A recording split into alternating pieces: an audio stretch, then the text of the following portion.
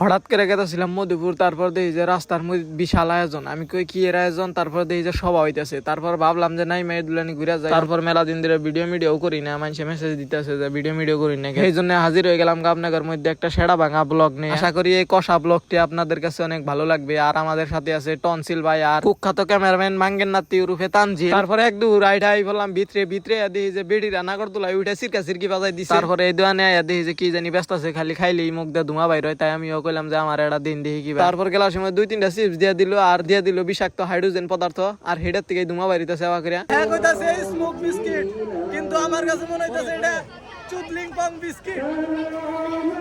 পরে বহাবা আসলে এটা আমার কাছে মনে হইলো যে চুদলিং পং বিস্কিট, কারণ এটার কোনো স্বাদ নাই, খালি মুখ দিয়ে দুলানি করে ধুমাই বের হয়, সেই জন্য এটা নাম দিছি আমি চুদলিং পং বিস্কিট। তারপরে টনসিল ভাই আর ফামুজ ভাইরে কইলাম জানেরা ওই দুলানি করে খাইন। তারপরে খাইয়া হেরাই মুর্দা দেখি যে পোলাহান কি এমন না পারতাছে, এর নাম জানি কি টেম্পল জিন। তাই দুলানি আমার পোলাহান আবার শখ হয়েছে যে আমি ওই দুলানি না খামু এই টেম্পল জিনের মধ্যে। তাই কাকার 3টা পায়ে ধরে কইতেছে কাকা আঙ্গরে যাবো দুলানি খেলাবার দিন। আমরা দেখতে বড় দেখা গেলাম, মনে মনে কিন্তু আমরা ছোট।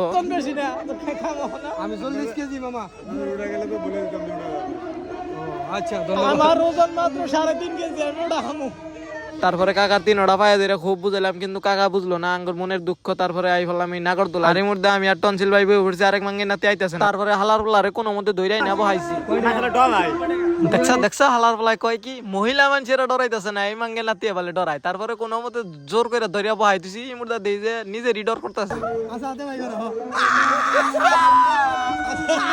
যাই হোক কিনে দুলানি বেশি ওভার অ্যাক্টিং করে লাইছি। আসলে আমি অতটা ডরাই না, আমি অতটা ডরফুক না, আমি মহিলা মানুষ না যে ওই দুলানি নাগরদোলা উঠে আমি ডরামো। তারপর আই বললাম এনু হালিম খাবার নিকে। আর এই নয় হেরি অর্ডার করে দিছি স্পেশাল 5 প্লেট কুত্তার মাংসের হালিম। তারপরে দেখি যে মুর্দা হালিম আলা কাকুয়ে প্লেট গুইনা ময়লা যুক্ত পানি দিয়া দুইয়া হালিম গুইনা হিনার মধ্যে দিয়ে দিতেছে।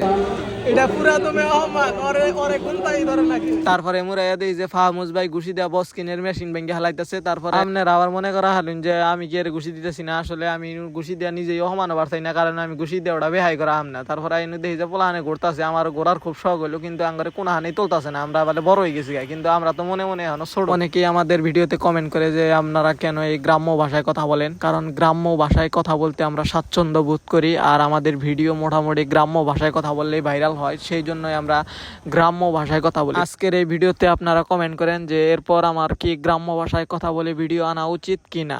আপনারা যদি না করেন তাহলে আমি আর কোনো ভিডিও এইভাবে গ্রাম্য ভাষায় বলবো না। বাই বাই, ধন্যবাদ।